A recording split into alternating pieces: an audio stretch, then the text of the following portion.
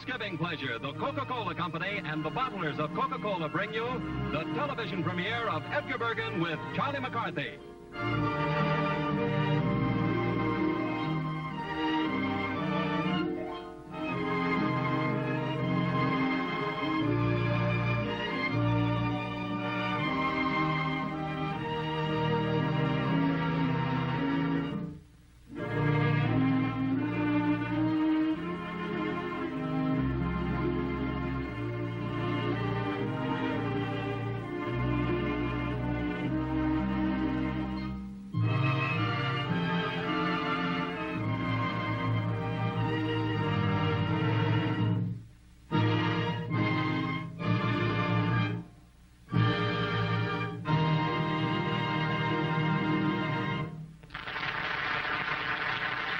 I am Edgar Bergen, best friend and severest critic of Charlie McCarthy.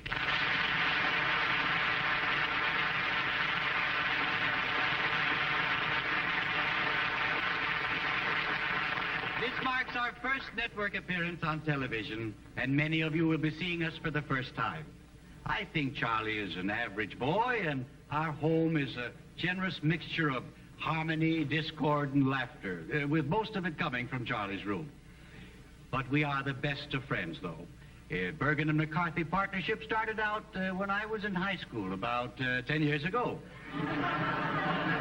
No, you're right. It's about 12 years ago, Tony. And in my freshman year, I discovered that I could throw my voice, and I earned my first dishonest money answering roll calls for missing classmates. I think I can do that better.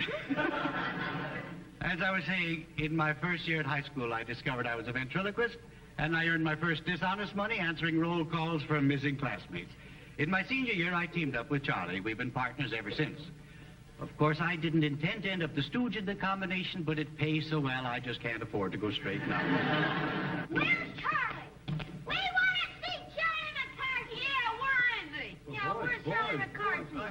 I have a very pretty speech to make right here. Would you like to visit Charlie's room? Yeah! All right, follow me then. This way, boys.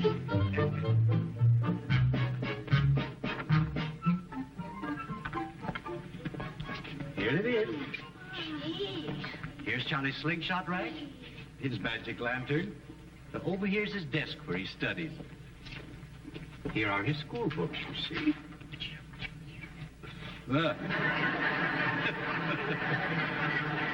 Just as good as new. Now, here's Charlie's piggy bank. So I wonder if he has anything in there, man.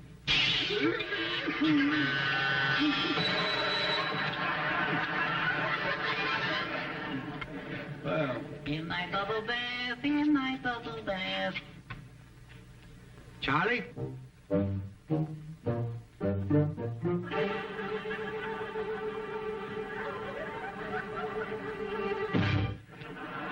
Hi, Bergie. I'll give you 2 minutes to get dressed. Remember, we're doing a show tonight. Where's the show, Mr. Bergen? Oh, it's in the town hall. And we're going to, all the money we raise, we're going to give to charity. Isn't that fine? Why can't we keep the dough? Because there's more pleasure in giving than in receiving. Let's give them a short count at the box office. Now. You see, boys, we are put on earth to help others. Yeah, but what on earth are the others put here for? Get dressed. I think it's nice to be able to give. And Thanksgiving, to me, is one of the most important holidays we have, because it's a day that we count our blessings. Thanksgiving was first celebrated by the Pilgrims many years ago. Of course, you boys remember reading about the Mayflower, John Alden, Miles Standish? No. What did he do? What did he do? No, I asked you first. Yeah. Miles Standish? Yeah. You don't know? No, I don't know, no. Makes you look cheap. Go ahead. Answer that. Why, Miles Standish is one of our Pilgrim fathers. How? Yes. Pilgrim father? Yes. He's a married man? No, he isn't a married man. Well, how could he be... Well, of course, it's none of my business, is it?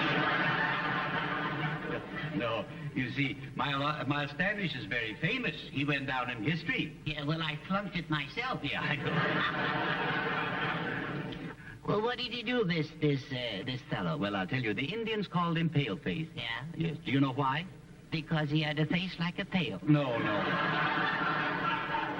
Well, what did he do? What did he do, this buckethead? No. Paleface. Yeah. Well, I'll tell you, he was in love with a beautiful girl named Priscilla. Yeah. Yes, but he was too bashful to propose to her. Uh-huh. So he asked his best friend to do the talking for him.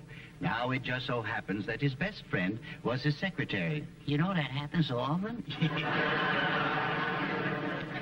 And his name was John Alden. And I really should tell you that John Alden was also in love with Priscilla. Why, you old rascal, you. You just know all the gossip, don't you? Yeah. But nevertheless, he went to the house of Priscilla, and he knocked on the door, and she said, "Who's there?" Does she always yodel like it? No. I love to heckle. Yeah. No, I'm trying to imitate her. Oh, well, you fooled me. Yeah. And he said, "It is I, John Alden." Oh, it is I, college man. Yeah. So she said, "Come in." Oh, isn't that clever? Yeah. That girl's a million laughs. Yeah. So he went in the house, and he found Priscilla at her wheel. Riding a bicycle in the house? No. She was spinning. Oh, a snootful. No.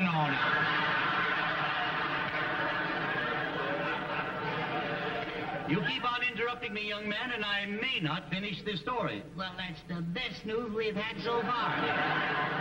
The story gets better as it goes along. Well, it can't get worse. All right. Yeah. Now, what happens now? Well, I'll tell you. Now, where was I? I don't know. You were sitting there laying an egg. No. I don't think you're good for television. All right. Oh, you see, that's the trouble with television. You gotta memorize. All right.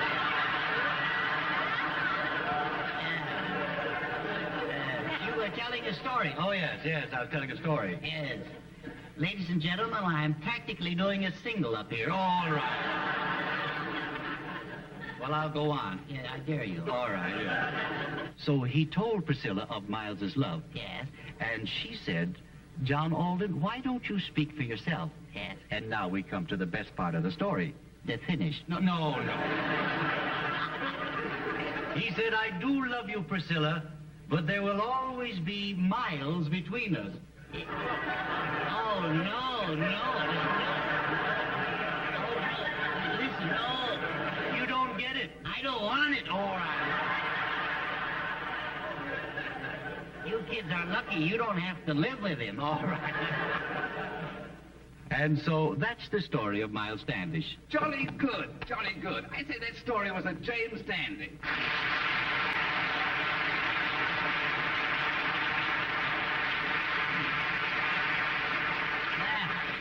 That'll teach us to keep our windows closed. Boys, this is Ray Noble, our musical conductor.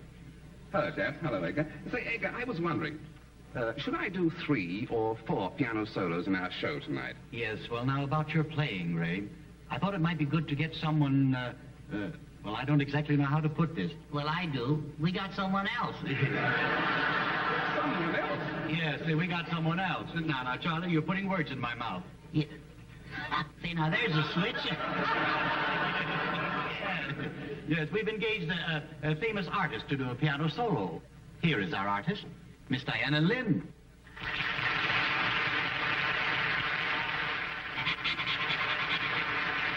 Hello, Edgar. Charlie. Hello. Ray. Miss Lynn, I was wondering, since we're both pianists, whether we shouldn't play a duet tonight. I mean, after all, 4 hands are better than 2. Yeah, only when your suspenders are broken. Ray, I'm sorry. I didn't realize you specialized in the piano. Oh, since childhood, I've made a living at it. You know, when I was 4 years old, my father bought me a piano. And before I was 6, I'd made over $500. But that's remarkable. Did you do that giving recitals? No, I sold the piano. But I kept the stool. I didn't sell the stool. Well, what did you do with the stool? Oh, that was quite simple, old boy. We bought a cow. I thought you got those long fingers from playing the piano. I guess we milked that. Now, don't you think it's time to start for the theater? Oh, thank you, Diana. I think we ought to go. Charlie, why don't you take the boys down to the show? And I think I have a complimentary ticket for each one of you boys here. Yeah. There you are. Gee. Hope you like it. Let's take a shortcut through the kitchen. There's something good waiting for us there.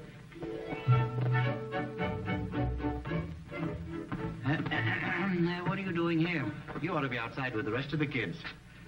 This is where Thanksgiving really begins, isn't it, Edgar? Well, now, if you're referring to the aroma of roast turkey, I concur. No, Ray, I was talking about the kitchen. It looks like a real center of hospitality. Did you say hospitality? Uh-huh. That's one thing we're always prepared for around here. Help yourself. Wouldn't this be a good time for you and your guests to have Coca-Cola, too? Yes, and Coca-Cola is so delicious, so refreshing, so tempting to any guest when you bring out those familiar bottles with tiny beads of moisture running down their frosty sides, assuring you that the Coke inside is really ice cold. And the good, the gracious, the friendly homes of America are always prepared for hospitality, not only on Thanksgiving Day, but every day, all the year around, no matter who comes to call or who happens to drop in. And one of the easiest, simplest, and surest ways in the world to be prepared for hospitality is to have plenty of Coca-Cola in your refrigerator, ice cold and ready to serve all the time. It's a wonderful way to say to folks, so glad you came. Welcome anytime.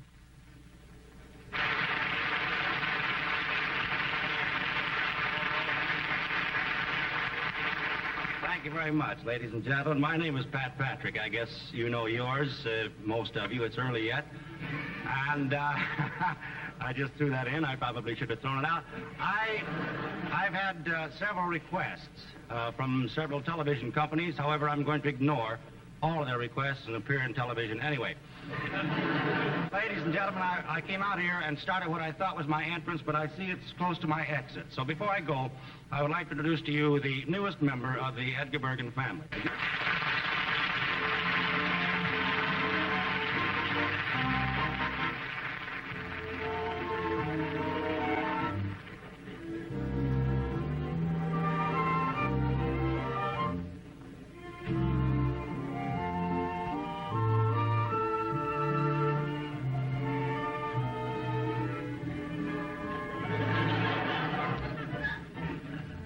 I just think you're the loveliest thing I've ever seen. Tell me, what did you say your name was again? Name is Podine, sir. Podine Puffington. I see. You're from the South? Birmingham. That's in Alabama. I think. You think? Well, are you going steady with anyone? And you know, I'm quite single myself. Sure enough. Yes. I think we should go out and do the town tonight, don't you? And I'll promise not to look at another girl. And you will only have eyes for me, won't you? Yes.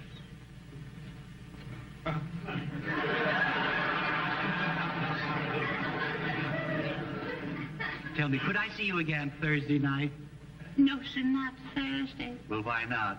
Because I'm getting married. Oh, How about Friday? Friday.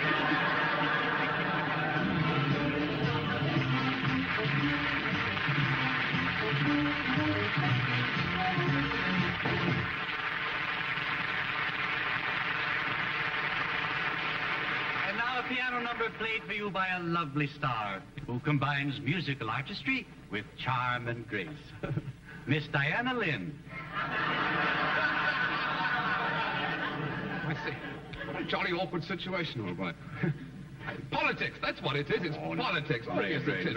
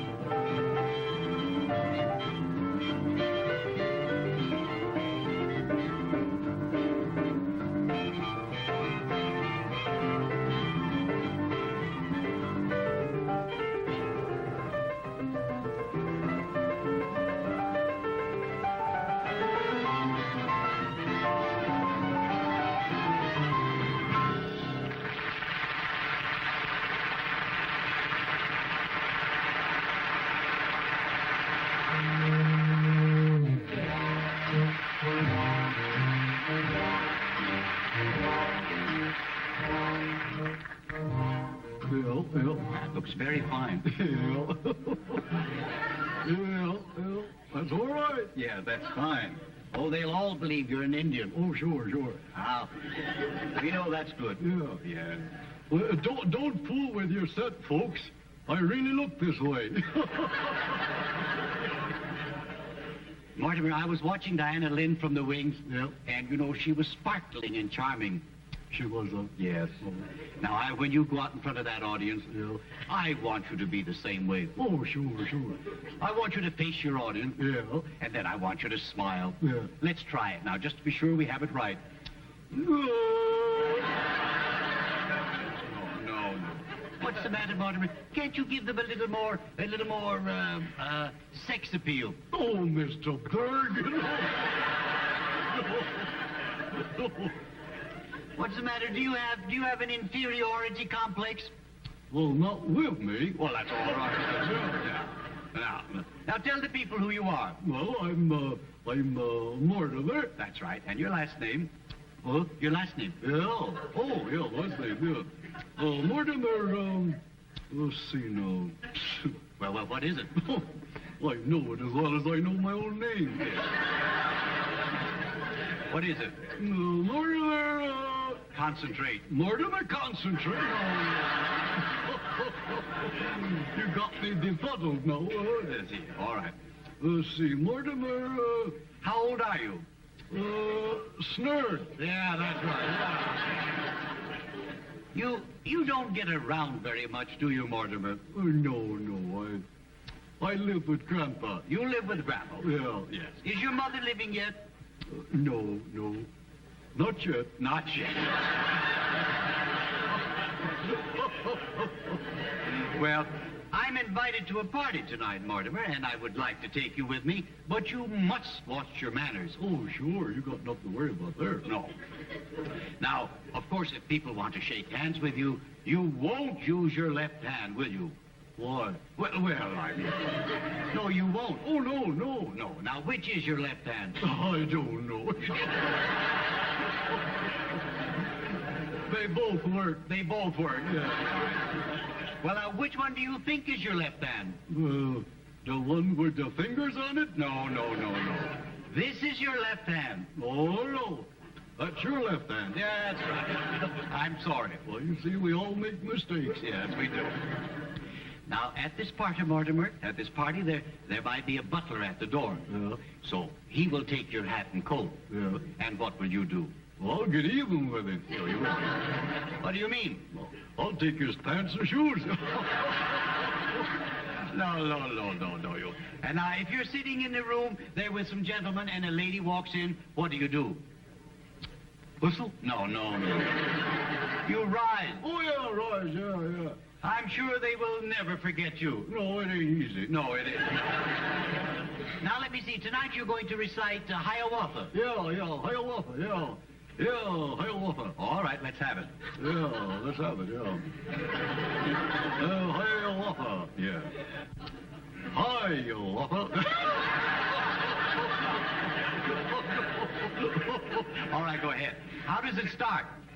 I ain't memorized it that far yet. Not that far yet. Why, I thought you liked Indian tales. Well, I didn't know they had any. Oh, no.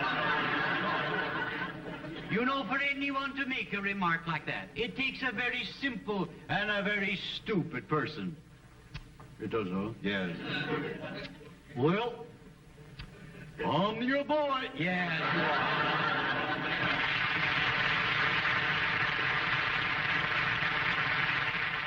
I'm an early American antique. We got to wondering how we'd have got on if we'd lived in the times when these fashions were in style. Would my songs have been #1 on the harpsichord parade? Or would Edgar and Charlie be popular favorites, drawing crowds wherever they appear? Well, we'll answer this question by taking you back to the town of Salem, Massachusetts, 300 years ago, at a time when the chief topics of conversation were Indian attacks, bundling, and witchcraft.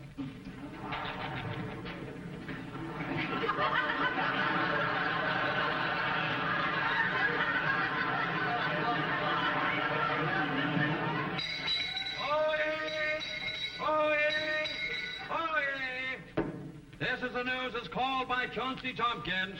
Magistrate Bacchus will decide whether the culprits will be burned, dumped, or driven from the city. That is all. You and your ideas. I knew we wouldn't get away with it. I wish these people would stop throwing tomatoes at us. The tomatoes I don't mind. It's the Indians behind us shooting arrows. Quiet, everybody. Simmer down. Simmer down, friends. Friends, I am Ursel Twain, your friendly constable. How do you do? How do you do, beatings and incarceration? Just who do you think you are? Well, I happen to be the constable.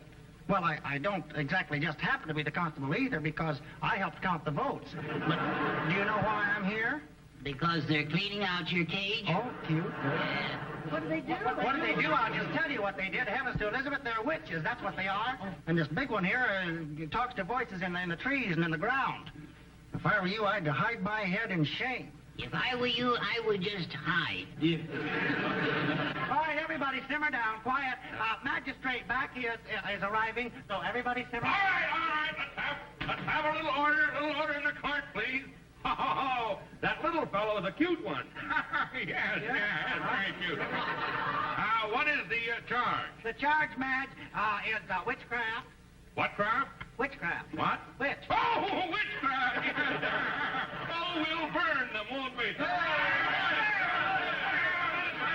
Now proceed with the trial. Proceed with the trial.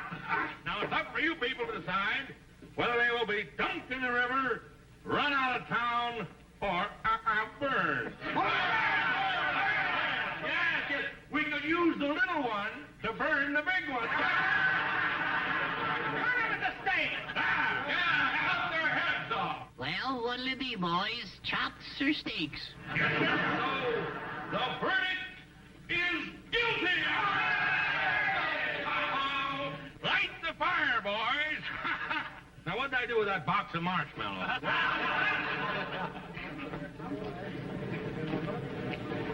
Ladies and gentlemen, while they're building their fire, my strolling players will entertain you with a popular rendition of a little song of mine called We've Got Plenty to Be Thankful For. And may I say that any loose change placed in the hat will be deeply appreciated. Ezekiel, please. Gladly. Never.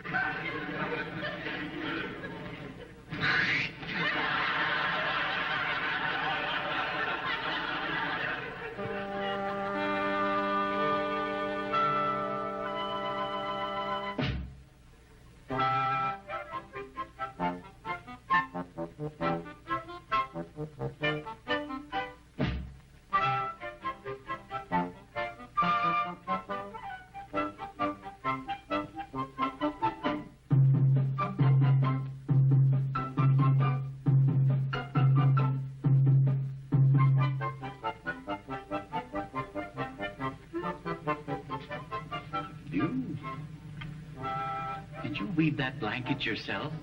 Oh, it's beautiful. I'd give you $10 for that if I could get to my billfold.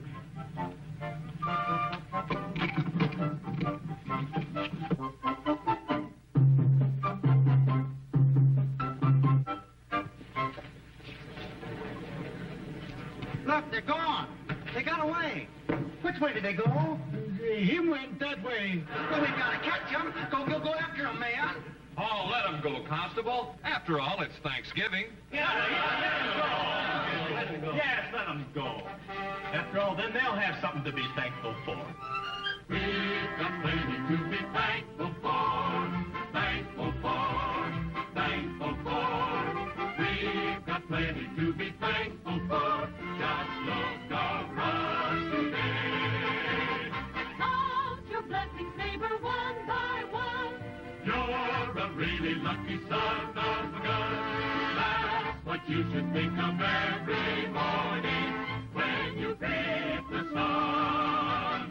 There's been trouble in the world before, and there'll be plenty more.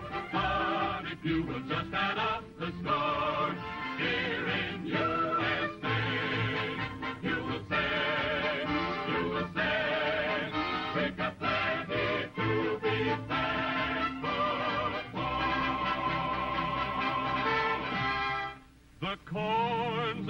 growing and the crops will be good. I've got the earth, the sun, and the rain.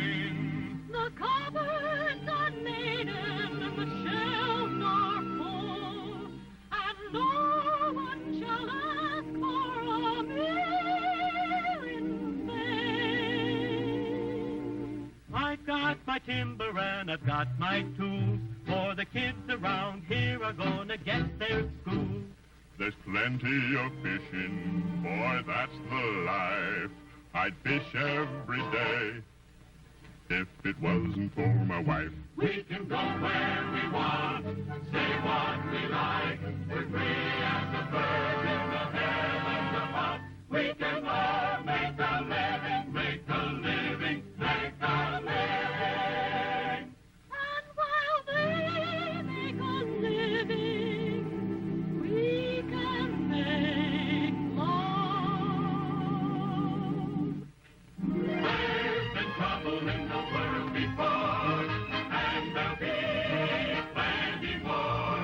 But if you will just head up the store, here in USA, you will say, with a plenty to be thankful for.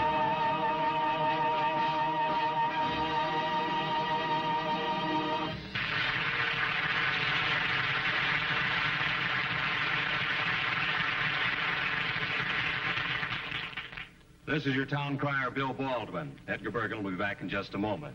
We all here wish you a very pleasant Thanksgiving Day and remind you, whoever you are, whatever you do, wherever you may be, when you think of refreshment, think of Coca-Cola.